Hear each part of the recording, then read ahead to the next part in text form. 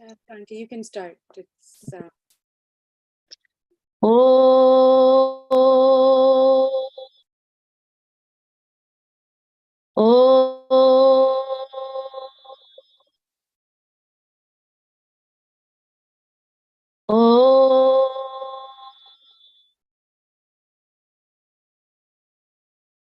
Om Saishwaraya Vidmahe Satyadevaya Dhimahi Tanna Sarva Prachodayat. Om Saishwaraya Vidmahe Satyadevaya Dhimahi Tanna Sarva Prachodayat. Om Saishwaraya Vidmahe Satyadevaya Dhimahi Tanna Sarva Prachodayat. Om Shanti Shanti Shanti. Om Sai Ram to all. Continuing the chapter 5 of Satya Sai Tapovanam, Resuscitation of Vedic Dharma. A few months after returning from Badrinath, Bhagwan decided that a yajna should be performed at Prashanti Nilayam. At his instance, several Vedic scholars from northern India and also from the area of Konasima in Andhra Pradesh gathered at Puttaparthi. Baba gave directions for the performance of the yajna strictly in accordance with Vedic scriptures. Baba announced, as a part of the mission of my incarnation, I am laying the foundation for the proper care of cow and Brahmin, for the sustenance of the Vedas, and through them for the resuscitation of Vedic Dharma itself. The planned yajna, for which hectic preparations were soon under the way, was named Veda Purusha Saptaha Jnana Yajna. The proceedings were spread over several days, that is Saptaha, synchronizing with the Dashera festivities in October 1961. Veda Purusha, the presiding deity, was Baba himself. Distinguished scholars of the Vedas and the Vedic rituals were in charge of the various activities. Veda Samrat Brahma Sri Cherukumilli Kamavadhanalu was the overall supervisor, that is Sarva Adhyaksha. Amnaya Artha Vachaspati Brahma Sri Uppuluri Ganapati Shastri was to preside over the seminar meetings to be held on Vedas and other spiritual and theological subjects. Eminent scholars and Ganapatis, Sri Bulusu Appanna Shastri, Sri Kadiyala Sitarama Shastri, Sri Kuppu Lakshma Vadhani, Sri Varanasi Subramanya Shastri, Sri Kuppa Bhairagi Shastri, Sri Vemparala Surya Narayana Shastri, Sri Kompella Ammanna Shastri, and Sri Hota Venkatamma Shastri participated in that glorious ritual. It was truly a galaxy of the brightest hue in the firmament of Vedic Dharma. The proceedings comprised Parthiva Shivalinga Archana, Mantra Japam, Parayanam of the holy texts of Ramayanam, Sri Maha Bhagavat, Devi Bhagavatam, Sri Bhashyam, and others, and also Surya Namaskarams and Navagraha Japams. Parayanam of the Rig, Yajur, and Samavedas was a veritable feast to the ears of the devotees. And to crown it all, the Atirudra Yajna was performed with utmost attention to the minutest detail of the prescribed ritual. The entire 7-day proceedings were immensely satiating and spiritually rewarding to the vast concourse. On the concluding day, Bhagavan Sri Satya Sai Baba gave a discourse. Very significantly, he addressed this assembly, Atma Sarupulara, O embodiments of the self. He went on, the purpose of my incarnation is to establish Dharma and thereby secure peace and equanimity and happiness to all the people in every land. My Sankalp knows no going back. Nobody can resist the onward march of my mission. It is bound to triumph. This is certain, absolutely certain. In my earlier incarnation, I had made it clear that any and every yajna performed for fulfilling narrow personal desires doesn't result in true well-being. Only Jnana Yajna, which aims at promotion of universal well-being, is the best yajna. Yajna stands for sacrifice, that is Tyaga. Tyaga can only be selflessness. The Vedas prescribe that yajna should be performed with a view to obtaining grace of gods. Materials like ghee and other edibles are to be offered as the Vedas lay down to gods through Agni, the god of fire. Agni passes them on to the gods they are intended for. Small minded persons may well doubt this. Is it true? Can such a thing be possible? We go to the local post office and send money to specified individuals. The money is indeed reaching them, be they residents near or far away. Then, why doubt the Vedic assertion? The gods are pleased and satisfied and give us timely rain. Crops flourish and give us food. Food gives life and sustains it. Thus, yajna is at the very root of universal well-being. Yajna originates in karma. Karma takes its birth from Brahman. Brahman is in the form of Akshara Purusha. Pranavam is the very form of that Akshara, and Pranavam is at the root of the Vedas. That is why it has been laid down that a yajna, which is performed and directed in my name and my form, is the most suitable one for humans. Those who have partaken of the fruits, that is prasadam of this yajna, will ever be content and happy in their worldly life. And when they depart this world, attain merger with the supreme divine principle. There is absolutely no doubt about it. On a different occasion, while speaking during the celebrations of a yajna, Bhagavan said, ages ago, people forgot the noble principles of sacrifice, selflessness, and loving service. Evil tendencies like greed, avarice, and selfishness flourished. The Vedas assumed the form of a black deer and ran away into the dense reaches of a forest. The great rishis and Vedic scholars went in search of it, but all their efforts failed. They could retrieve only its skin. In remembrance of that incident while performing yajna, as prescribed in the Vedas, the Ritviks, that is, the priests, engaged in offering oblations to the accompaniment of incantations, don even today black deer skin and sit on a similar skin while offering oblations to Agni. To the outward eye, it is just a piece of skin, that is charmam. But viewed from the angle of yajna, it is sharmam, which means happiness and spiritual bliss. Thus, who take active part in the performance of yajna experience bliss themselves and also spread bliss to the whole world. The ultimate goal of any yajna performed in Prashanti Nilayam is sacrifice. In other words, spiritual bliss which takes shape out of total renunciation of the fruits of karma. Such yajna is not meant to benefit merely any single individual or a country. Its purpose is to bring about universal well-being.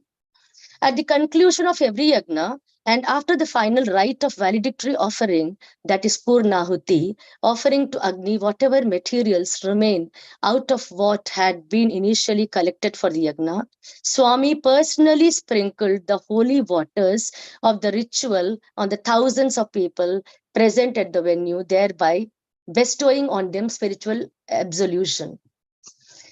Who else knows the right Muhoortham? Apart from the renowned Vedic scholars and experts in Vedic rituals, those proficient in chanting Vedic mantras with proper intonation and accuracy were in charge of the Jnana Yajna. Bhagavan Sri Satya Sai Baba fixed the Muhoortham, he fixed the Muhoortham. That is the auspicious moment for commencement of the holy program as 9:30 a.m. on 1st October 1961. The scholars made their own calculations with reference to the planetary positions and astronomy and decided that 7:30 a.m. would be the most appropriate time for entering the Yagyashala, venue of the Yajna. and commencing the proceedings. When they placed their opinion before Swami, he said, I think 9:30 a.m. would be the most auspicious moment. Give it a little more thought. Among the scholars entrusted with the task were Sri Varanasi Subramanya Shastri, Sri Cherukumili Kamavadhani, and Sri Kuppa Bairagi Shastri, who were the only ones aware of the Sai's spirituality. Whatever that might be, the scholars informed Swami again that 7:30 a.m. would be the most appropriate time. Swami agreed. Did they notice a twinkle in his eyes and a smile on his lips? On the appointed day, the Ritviks and Vedic savants had the ritual bath in the river Chitravati and completed their Sandhya Vandanam, that is the morning prayers to the sun god, by 6:30 a.m. Clad in the silk clothes presented by Swami and holding silver vessels filled with holy water, they started for the Yajna exactly at 7 a.m. so as to reach the Yajna at 7:30 a.m. sharply. Suddenly, the skies opened up. There were torrential rain accompanied by thunder and lightning. The downpour continued without respite till 9 a.m. The river Chitravati was in flood, and the group of priests got stuck up there. Although the Muhoortham set by them had been washed away by rains and flood, they were happy to acknowledge Swami's all-knowing wisdom. The skies were clear and everything became normal by 9 a.m. As the auspicious Muhoortham originally fixed by him approached, Bhagwan Sri Satya Sai made his way to the Yajna leading a horde of Ritviks reciting sacred Vedic hymns. Hundreds of devotees were heartily singing bhajan songs. Devotional instrumental music appropriate to the splendid occasion was being played. Precisely at 9:30 a.m., the Muhoortham, which has been finalized by him, Baba, entered the venue and set in motion the proceedings of the week-long yajna. Sairam. Param. The Yajna Kalasam. A day or two before the Yajna was to commence, Swami summoned Brahma Sri Shivarama Bairagi Sastri, who was to head the team of Ritviks. He told him the Yajna should be performed with strict adherence to the prescribed tenets. As regards to materials, nothing should be wanting. Well before the Yajna is to commence, carefully prepare a complete list of items required and give it to me. I will see that everything is provided. Sri Sastri made out a long list in consultation with his fellow Ritviks. Whatever was listed was procured and placed at their disposal. Nevertheless, just about 5 minutes before Swami was scheduled to leave for the Yajna Sri Bairagi Sastri suddenly recollected the most important item, the Yajna Kalasam, the principal vessel which occupies pride of place in the proceedings, had been inadvertently omitted from his list of materials. But who would bring this serious mistake to Swami's notice at this late juncture? And how to tell Swami? He was in unbearable torment. There was no time to lose. He collected all courage, decided to take responsibility on his own unfortunate shoulders, and informed Swami. He prayed to Swami to pardon him for his unpardonable lapse. Swami was his usual merciful self. With soft words of reassurance, he gently said, I had asked you to prepare the list carefully well before the Yajna. You have only 5 minutes now? He went into his room and within 3 minutes emerged with the silver kalasam in his hand. It displayed exquisite craftsmanship worthy of the great occasion and was adorned with several images of several deities. Swami told the astonished Shastri, during my incarnation as Shirdi Sai, I kept it in the palace of the Chincholi rulers. It was lying there in a room full of old and discarded pieces. I have gone there searching for it and brought it here, which has taken all this time. Now that this is conforming to the specifications laid down in scriptures, go ahead and commence the proceedings on time. Etched on the vessel were the initials Sa Ba, in Hindi, indicating obviously that it had belonged to Sai Baba. Several years later, when he was giving a speech in the presence of Swami in the auditorium, Sri Bairagi Sastri recounted this engrossing incident in detail. Ayudha Pooja. Traditionally, on the Vijayadashami day during the Dashera celebrations, weapons of wars are worshipped. It is called Ayudha Puja, Ayudha meaning weapon, Baba says the 6 evil tendencies which envelop man's nature and act as hindrances to his spiritual progress, which are kama, desire, krodha, anger, lobha, avarice or miserliness, moha, infatuation, mada, pride and arrogance, and matsarya, jealousy, should all be likewise worshipped. But here there's a subtle difference. Their worship consists of turning them towards God, so that instead of obstructing the aspirant's progress, they will actually help it. Thus, the very tendencies which are ordinarily considered to be evil are metamorphosized into good. How can it be possible? Let us hear what Baba says. Kama is intense compulsive desire. Directed towards God, it then changes into a craving to have darshan of the Lord, to win his favor, to obtain his grace. Kama takes the shape of eagerness to reach God. Krodha means anger. Turn it towards God and ask angrily, why has he not come to me? How long should I keep waiting? What faults have I committed? Why does he not bestow his grace on me? Hold it all against him and persist with your impatience. Your anger is transformed into determination, a positive, beneficial trait in your life. Lobha means miserliness. When you turn it towards God, you begin to feel intense possessiveness. You feel he belongs to me and to me only. He is my Lord and I belong to none else. Your mind cries out. It intensely desires to get hold of God, to possess him totally and exclusively.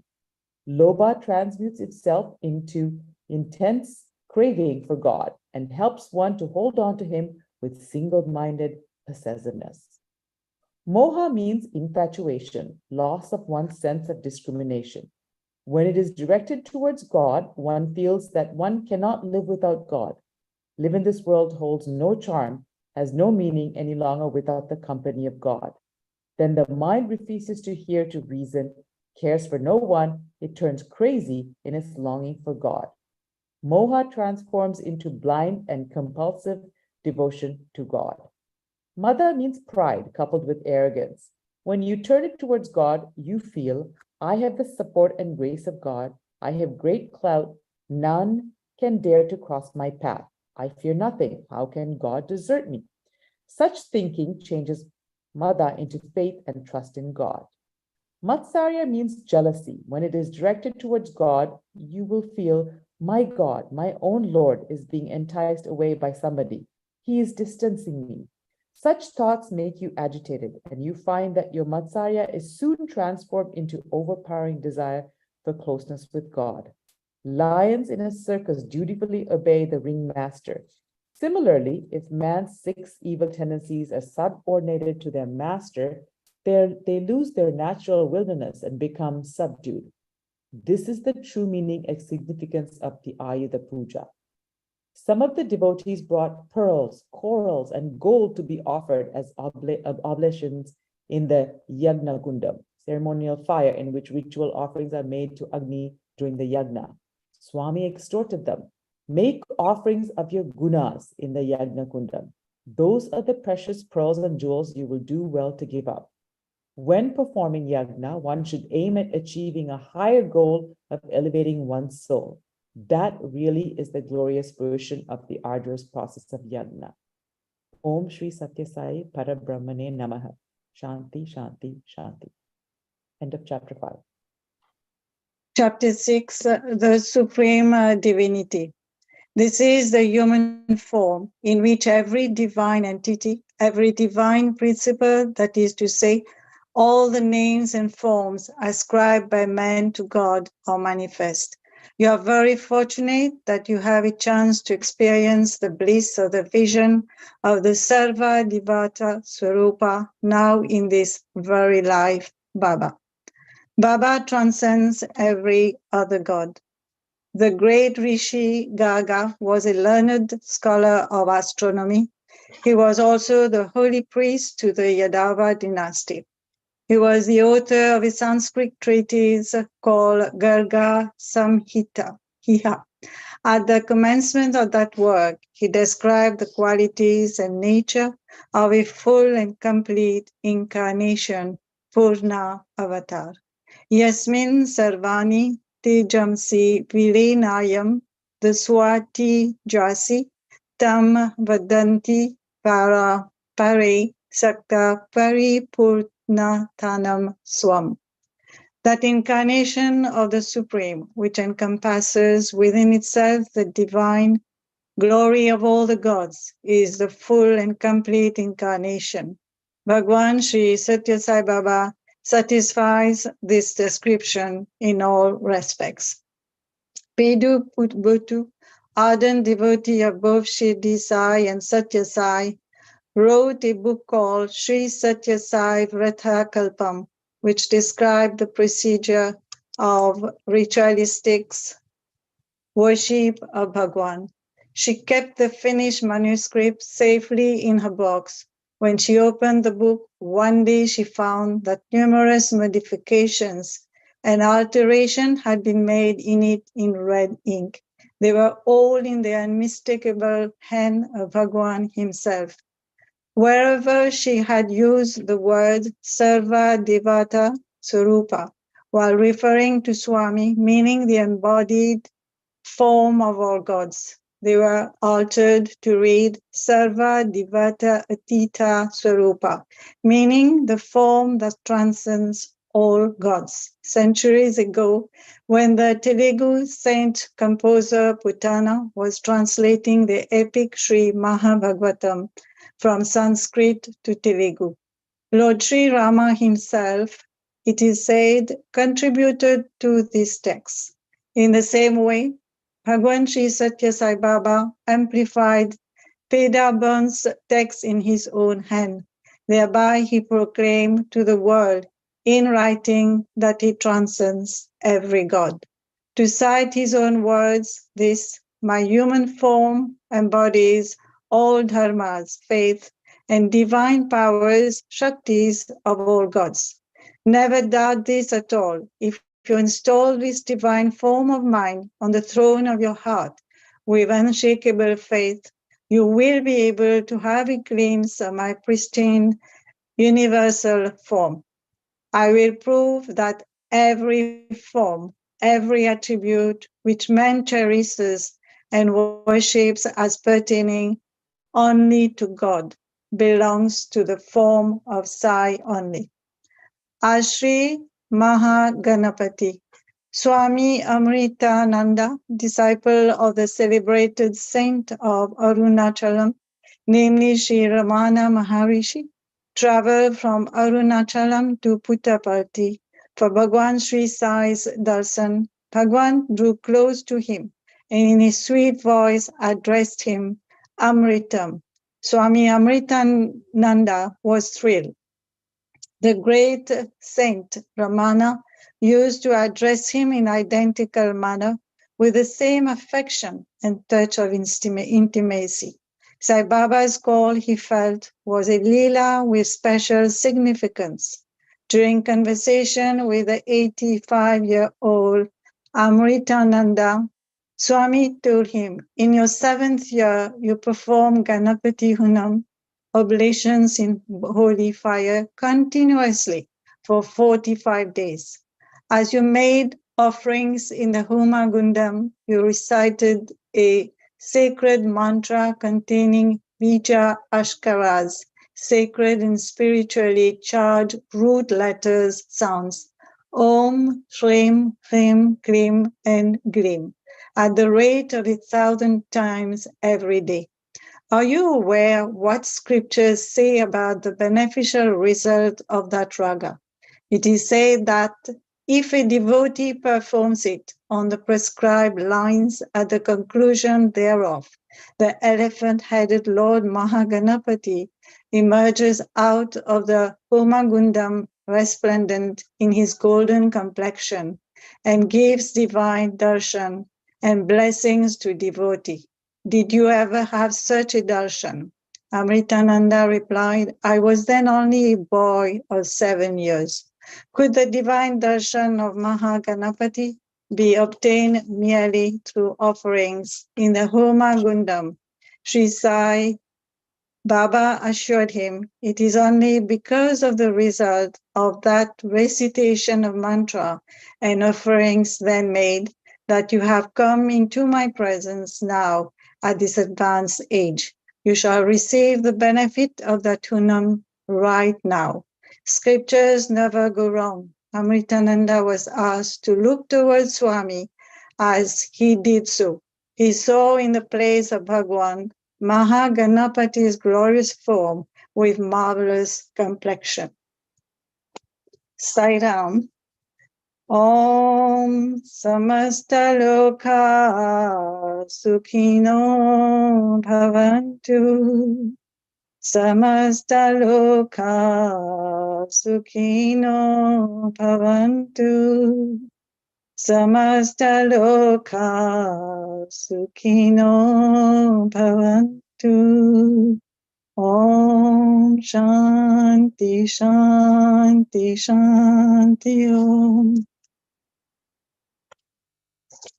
Sairam. Thank you. Yes, Thank you. Madam.